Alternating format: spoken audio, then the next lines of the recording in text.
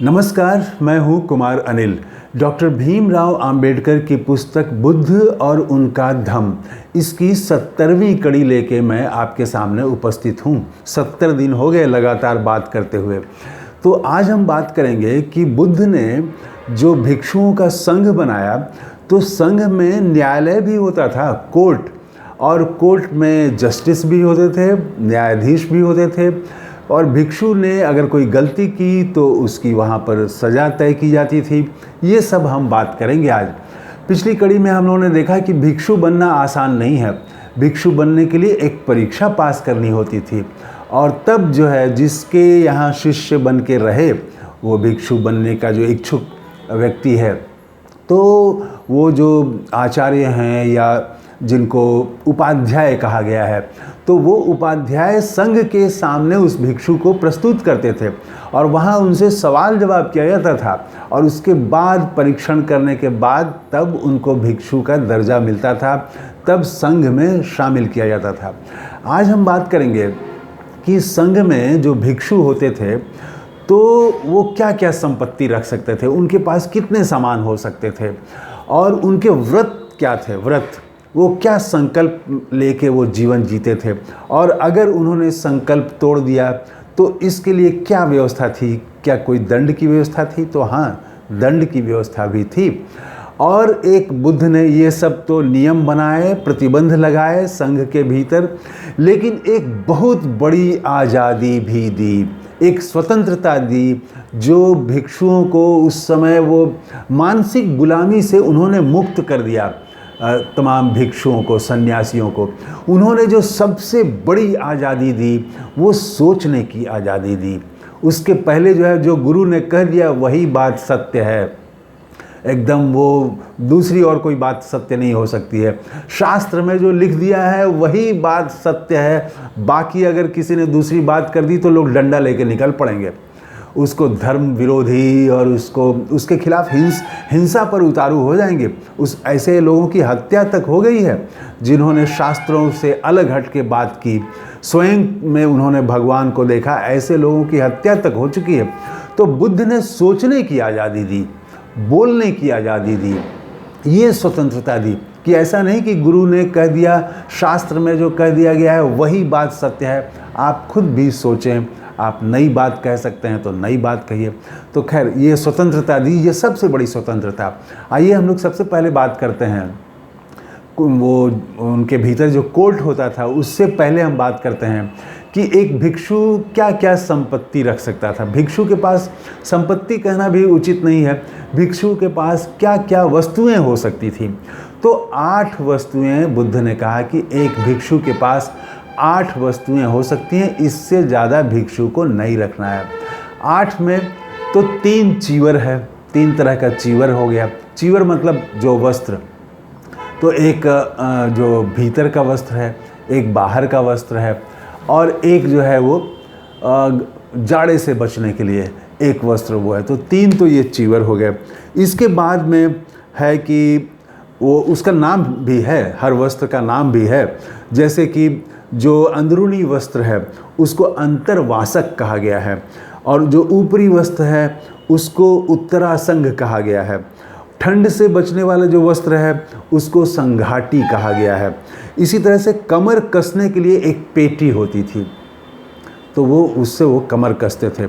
और एक भिक्षा पात्र, ये तो आप जानते ही हैं कि एक भिक्षा पात्र होता था।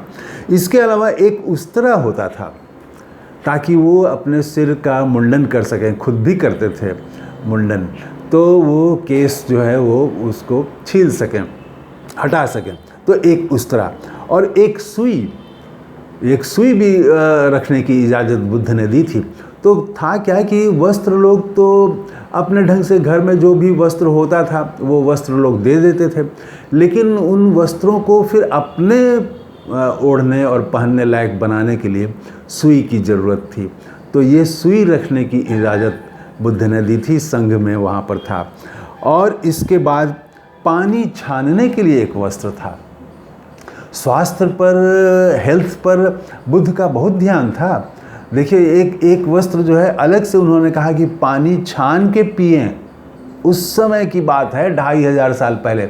उनको मालूम था कि पानी स्वच्छ न हो तो कई तरह की बीमारियां हो सकती हैं, तो जल को छान करके पीना है। इसके लिए एक वस्त्र की व्यवस्था उन्होंने की। यही सिर्फ 8 तरह के वस्तु किसी भिक्षु के पास हो सकते थे। इसके अलावा भिक्षु जो है वो और क्या संकल्प लेता था। एक तो देखिए, गृहस्थ भी वो जो शील पर चलने का जो है, 10 शील की जो चर्चा पिछले एपिसोड में हम लोगों ने की, तो 10 शील पर चलना हो या बुद्ध की शिक्षा पर अमल करना हो, तो ये गृहस्थों के लिए भी था और ये भिक्षुओं के लिए भी था। लेकिन गृहस्थों के लिए ये अनिवार्य नहीं था। अगर उनसे कोई संकल्प टूट गया तो उसके लिए कोई दंड का विधान नहीं था। लेकिन भिक्षुओं के लिए था कि अगर वो संकल्प ले लिए और उसका पालन करना है किसी भी हालत में, अगर पालन नहीं किया आपने तो आप पर दंड आपको दिया जा सकता है। तभी वो न्यायालय की बात आई कि भिक्षु संघ में एक न्यायालय भी हुआ करता था। भिक्षु ही उसके जस्टिस होते थे, न्यायाधीश होते थे। लेकिन वो कैसे काम करता था हम आगे बात करेंगे। तो ये संकल्प जो है ये व्रत के रूप में हो गया कि शील पर आचरण करना, ये हो गया उनका व्रत, इसका पालन करना ही था। तो इसके अलावा अगर किसी ने सोना चांदी दे दिया भिक्षा पात्र में, तो सोना चांदी ग्रहण नहीं करना था। संघ को अगर कोई संपत्ति दी गई तो उसको अपने नाम नहीं करना था।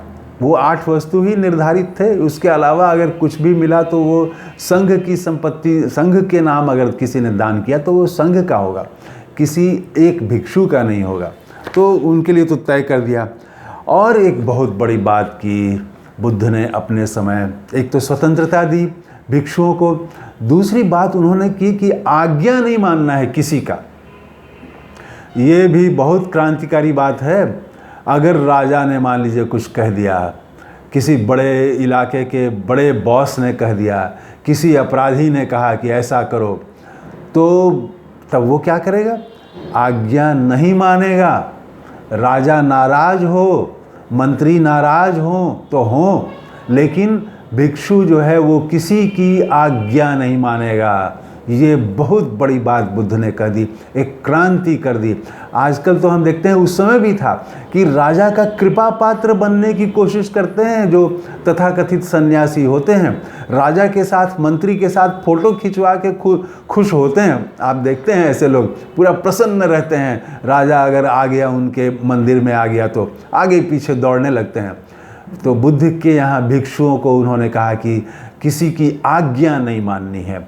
आज्ञा सिर्फ एक ही चीज़ की माननी है, वो धम्म की आज्ञा माननी है। धम्म में जो बातें कही गई हैं वही सिर्फ माननी है, इसके अलावा किसी की आज्ञा नहीं माननी है। ये बहुत बड़ी क्रांतिकारी बात की बुद्ध ने। इसके अलावा उन्होंने सोचने की आज़ादी दी कि जो बौद्ध भिक्षु होंगे, भिक्षु संघ के सदस्य होंगे, वो सोचने के लिए स्वतंत्र होंगे। अपने दिमाग से नई बात, नया तर्क, नई वो खोज शोध वो कर सकते हैं। और इसके लिए उन्होंने प्रेरित भी किया खुद बुद्ध ने। तो ये था। अब मान लीजिए कि किसी ने जो संघ का 8 वस्तु से ज़्यादा रख लिया, या जो शील का आचरण करना है, झूठ नहीं बोलना है, स्त्रियों के प्रति कैसा व्यवहार रखना है, वो सब बातें हम लोग कर चुके हैं। तो अगर उसका पालन नहीं किया, व्रत का पालन नहीं किया, तब वैसी स्थिति में एक जो है अस्थाई, एक टेम्पररी, एक थोड़े समय के लिए कोर्ट का गठन किया जाता था। हमेशा वो परमानेंट कोर्ट नहीं रहता था आज की तरह, वहाँ एम्प्लॉय नहीं रहते थे, लेकिन वो कोर्ट का गठन किया जाता था और उसमें आरोप गठित किए जाते थे, आरोप उन पर लगाया जाता था, आरोप का परीक्षण किया जाता था और तब परीक्षण के बाद दंड का विधान था। 3 स्टेज था, आरोप गठित करना, दूसरा था परीक्षण करना और तीसरा था तब दंड का विधान। तो इसमें जो है वो जो न्यायाधीश होते थे, इनका चुनाव जो भिक्षु संघ होता था वो करते थे और उसमें कोशिश होती थी कि ऐसे लोग भी जरूर रहें जजों में जो कि उस घटना स्थल पर मौजूद थे, वो भी उसमें से रहें। और तब जो है वरिष्ठ जजों को लेकर के, वरिष्ठ भिक्षुओं को लेकर एक जूरी बनती थी कई जज मिलके एक बेंच गठित होता था और तब बेंच के सामने आरोप लगाए जाते थे और उसके बाद तब परीक्षण होता था, उसकी जांच होती थी, तब दंड का विधान था। दंड भी कई तरह के थे। एक तो पश्चाताप का सिंपल दंड था कि आप पश्चाताप करें, अफसोस जताएं। तो उसके अलावा था कि संघ से ही निष्कासन कर देने का था, ये अंतिम था, संघ से निष्कासन। और वो उनको तब वो भिक्षु ही नहीं रहे। इसके अलावा बहिष्कार का भी था, थोड़े समय के लिए संघ से बाहर कर देने का भी था। तो ऐसा कई तरह का था कि दंड का वो जैसे जैसे गंभीर आरोप है, कितना गंभीर आरोप है, उसी के अनुसार वो दंड का विधान था। तो ये, और यही भिक्षुणी संघ के लिए भी था, जो स्त्री सन्यासी थी, सन्यासिन थी, उनके लिए भी वहाँ भी इसी तरह की व्यवस्था थी कि वहाँ भी कोर्ट गठित किए जाते थे समय समय पर। तो इसमें जो है वो दंड के विधान में ऐसा भी था कि किसी को विक्षिप्त घोषित कर दिया जाता था कि ये जो है विक्षिप्त हो गया, पागल हो गया, और उसको वहाँ से बाहर कर दिया जाता था। तो वो उनके किस श्रेणी का उन्होंने किया है, अपराध किया है, तो उसके अनुसार उनको वो दंड दिया जाता था। तो ये एक व्यवस्था उन्होंने की थी।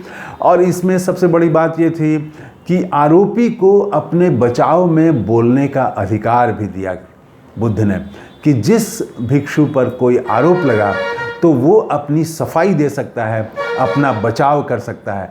ये सब बात हम कर रहे हैं 2500 साल पहले, जब राजा के यहाँ भी उस समय न्यायाधीश होते थे, लेकिन वो राजा के यहाँ न्यायाधीश इतना डेमोक्रेटिक नहीं था जितना बुद्ध के संघ में था। वहाँ पर आरोप गठित हो गया और न्यायाधीश भी फिक्स्ड हैं, पहले से तय हैं न्यायाधीश, और वो जो है वो वहाँ पर उनका वो फैसला करते थे। इनके यहाँ भी बुद्ध ने भी अपने यहाँ एक लोकतांत्रिक व्यवस्था बनाई थी कि अगर कोई गलती करेगा तो ऐसा नहीं कि कोई जो है संघ का जो सबसे बड़ा सीनियर है वही कुछ दंड दे देगा कि चले जाओ बाहर। नहीं, उसके लिए एक न्यायालय गठित होती थी, एक प्रक्रिया बना दी उन्होंने। तो आज हमने ये बात की कि उनका जो संघ था, भिक्षु संघ, उसके भीतर की व्यवस्था किस तरह की थी। अभी हम और बात करेंगे भिक्षुओं के जीवन पर, हम अगली कड़ी में भी बात करेंगे कि उनके लिए संयम, प्रतिबंध, कितने तरह के प्रतिबंध थे, क्या क्या प्रतिबंध थे, तो उनका जीवन कैसा था, भीतर भिक्षु संघ के भीतर का जीवन कैसा था, इस पर हम अगली कड़ी में अभी और भी बात करेंगे। तो इस कड़ी में इतना ही। बुद्ध को नमस्कार करते हुए बात समाप्त कर रहा हूँ। थैंक यू, धन्यवाद, जय हिंद।